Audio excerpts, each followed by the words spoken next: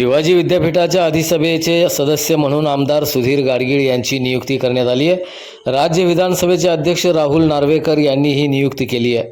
आमदार सुधीर गाडगीळ यांचे या नियुक्तीबद्दल सर्वत्र अभिनंदन होत आहे।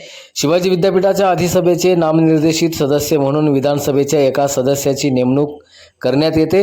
त्यानुसार आमदार गाडगीळ यांची अध्यक्ष नार्वेकर यांनी नियुक्ती केली आहे।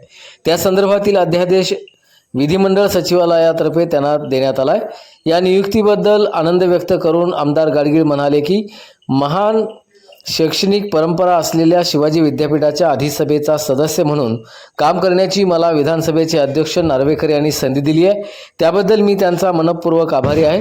शिवाजी विद्यापीठ क्षेत्र तसंच सांगली जिल्ह्याच्या शैक्षणिक विकासाच्या आणि प्रगतीच्या दृष्टीने मी अधिसभेचा सदस्य म्हणून यथाशक्ती प्रयत्न करीन।